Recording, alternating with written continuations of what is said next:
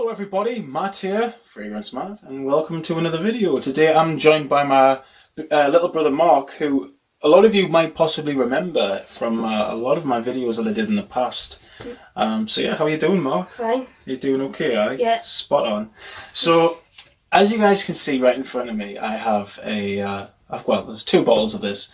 I even gave you a bottle of this, Mark, because my brother actually really likes this fragrance just as much as me, I think. And as you guys can see, this is Jovan Musk, or simply known as Musk Oil by Jovan. And this was released in 1973. So this fragrance has really been around the block, to be honest with you. 1973, this is... God, my stepdad, your dad would have been 2 when this came out. It's pretty crazy, to be honest. But this fragrance was very popular in the 70s. Even in the 80s, this was a very popular gift. It's known as a cologne aftershave. So this is primarily, it is a light scent, isn't it? Mm-hmm. It's not like a strong, bold fragrance. Could be, though. It's kind of strong. It's like sweet at the same time. Yeah, like it does go on strong, doesn't it? Yeah. When you wear it. Mm-hmm. Obviously, guys, you can see these aren't sprays; these are splash-on bottles. So when we do apply these, it does obviously go on quite strong. Yeah. But when it mellows down, it gets a lot softer. So, a little bit of information about this company, okay? So, Jovan are an American brand. They were founded, I believe, actually in the 70s. And they created a few more fragrances before this one, I do believe. And this one is a men's version of the original Jovan Musk. That was a women's fragrance. That came out in 1972. So, this one came out a year later. So this is classified as a woody floral musk fragrance. I personally think that's right. I think it's the right characterization for this fragrance. I think there's more spices in there. I think the spices really do open up. As you guys can see, there are a few. These 2 bottles that I've got here are 2 older bottles, if you want to call it that. The one with musk oil on the side of it. This one here. This one's from the 70s. I think throughout the whole of the 70s, they kept the bottle design looking like this, which is a... So it was like oil instead of just Jovan Musk. Known as Musk Oil Aftershave Cologne from in. Yeah, and then we get Musk Oil on the side there with the very famous orange juice. But this bottle is very, very different because it's frosted compared to new bottles, which are very clear, like this one. This one comes from... I recognise that. What's that, sorry? That was more frosted. Yeah, definitely how one's more frosted than the other. Which one do you prefer out of the bottle designs? Which one do you like? The old one, the oil. Yeah. I mean, obviously I wish it was a bit more full, but this was a great gift. I actually received this a gift from a family member of one of my ex-girlfriends, and very, very thankful for this, actually. I've never forgotten this fragrance. Never forgotten the person who gave me it as well, so thank you. So yeah, let's get on to the smell. Which one would you like to apply? Which one do you think we should go for? Oil. We'll do both. Yeah, we'll start with the original first, guys, and then just rub it in if you want. Mm-hmm. I mean, it's an aftershave, so it works either way. You don't have to worry. Usually, I wouldn't recommend rubbing in a fragrance, but with this being an aftershave, it doesn't really matter. You okay? Mm-hmm. Okay, so it's funny, because with this version, it's definitely much stronger. Isn't it? It's something you put on after a shower. It is that kind of smell, isn't it? Clean, powdery. Mm-hmm. I actually get a bit more mint out of this one, do you not? Yeah, like it's more than the other one. Mm-hmm. You get a bit of that mint? Mm-hmm. It's not sharp mint, it's like a very soft, subtle mint. Yeah. Not totally menthol either, not like cool mint. It's like a soft, sweet mint. Yeah. It opens up really nicely, actually. No doubt, I think what gives it that really soft, subtle smell is that musk. But what does it smell like to you? Like, what kind of smells do you get out of this? How would you describe it, Margot? Well, it is musky, isn't it? It's very musky, no doubt about it. Like, the strongest note in this fragrance is, of course, the musk. I mean, maybe a bit of citrus when I first applied it. But this one is definitely heavy on the spices. I kind of smell, what's this? The lavender. Lavender. Yeah, you definitely get lavender without a doubt. Carnation, though. Carnation I get. Carnation's one of those flowers that not many people know how it smells. But carnation, to me, it's clove-like. like bright and very vivid. So spicy. I suppose that is right. It's like a spicy floral scent. And I said this to my brother before when we were wearing it. It really smells like a kind of cream, like a skin lotion or something. Mm-hmm.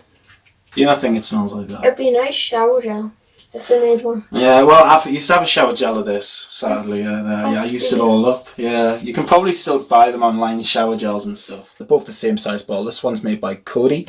However, this one isn't made by Cody. This one here, this one's actually made by Jovan Inc. So it's actually made by the company itself. Mm-hmm. So it's definitely more powerful, this version. It's definitely more bold than the other version. Although it's the same smell, I would say this version here... Sorry about that, guys. Phone fell over. I'm just going to talk about this version right now. This is the different version that I have. I don't even know what year this one comes from. But is that juice darker, do you think? The juice darker? I would say it's...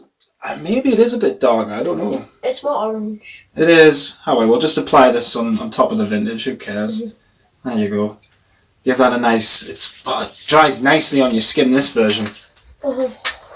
Doesn't that dry really nicely? It's really quickly. Wow. That's more sweet, I think. Yeah, this one is sweet. It's still very similar. I like the new one better though. You like the new one better? The newest one? I like them both as well. Yeah, yeah. Obviously it's been... Sweet. Yes, more sweet, without a doubt. It's been preserved over time, I think, as well. Without a doubt, the version that we put on before this one, it does have that vintage smell to it. And without a doubt, it does smell old. But it does have that strong Jovan smell. Mm-hmm. But when you smell, for example, this one, or the version that you've got, it just smells more up to date and more fresher and more alive, basically. Mm-hmm. If you guys know what I mean, if you smell the difference between a new version of a fragrance and an old version, there is big differences. But the whole musk oil name, there's no difference between this version really and the new version. Would you say there's much differences? The new one's more sweet. Sweet. Mm-hmm. What else would you say it was? As well as sweet, what would you say? Would you say it was lighter or? Yeah, probably more lighter. I would say it was definitely lighter, yeah. What's this one? It's nice. It is very, very nice. Amber.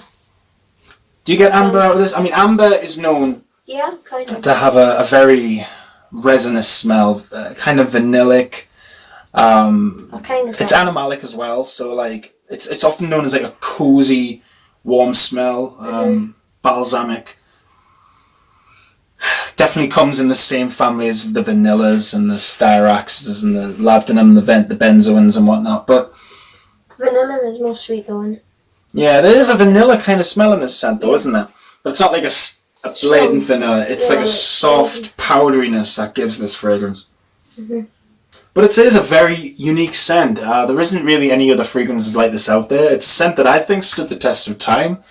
It actually smells very wearable compared to a lot of other 70s fragrances out there, I think. Because a lot of fragrances released at this time were really animalic smells, you know what I mean? And this one doesn't really have that. This one's really, really gentle, and I really like that about this. Can you get a spray version of this? You can get a spray version of this. I haven't smelled it actually, although I do have a spray version of Jovan Sex Appeal. Oh yes, which I don't. The blue one, yeah. I saw it on there before. Yeah. Jovan Sex Appeal. That one's actually a pretty good fragrance in my opinion. So guys, that has been the review for Jovan Musk. We're going to talk about the ratings now. So out of 10, Mark, what would you give the ratings for, say, just the shape alone of the bottle? What would you give it out of 10? The way it looks and everything. 7. You're going to give that 7 out of 10? Yeah, cool. I like this one better. You like this one better than the other one? Yeah. It's more clear. I think it looks good. There's a lot more descriptions on it, which gives it the more appeal, doesn't it? But yeah, I would agree actually. I'm going to give this an 8. Actually, I'm going to give it an 8.5 because it's just, I don't know, it's timeless, do you know what I mean? There's just something about unscrewing the cap on a cologne. It smells so different in the cap and the bottle. It really does, doesn't it? It smells older. Classic fragrance. So yeah, guys, I'm going to give it an 8.5. Mark's going to give it an 8 out of 10. In terms of the smell, I'm going to give Jovan Sex Appeal, in my opinion, I'm going to give this a 7.5. It's comforting, it's soft, it's it's nice. I wouldn't really personally wear it for any occasion. It might be a nice fragrance to wear maybe on a Christmas morning. Yeah, like. Or say like something like that. After you've had a shave. Or nice after you've had a shower, a nice shave. Yeah. This goes on really perfect. There's probably people out there though who do have it as like a signature scent. Yeah. You know, so that's awesome.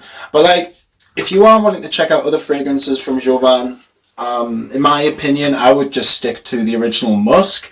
Check out the Musk, see what you think, and then I would check out any of the other fragrances that they have to offer. For example, they have fragrances like Secret Amber, Black Musk, there's White Musk as well. So there's a lot of different varieties. So they've got loads. They have so many. I mean, they just have so many varieties. They're not all called Musk, of course. There has been other releases in the 80s, like Andron for Men, which was a completely different fragrance. Jovan.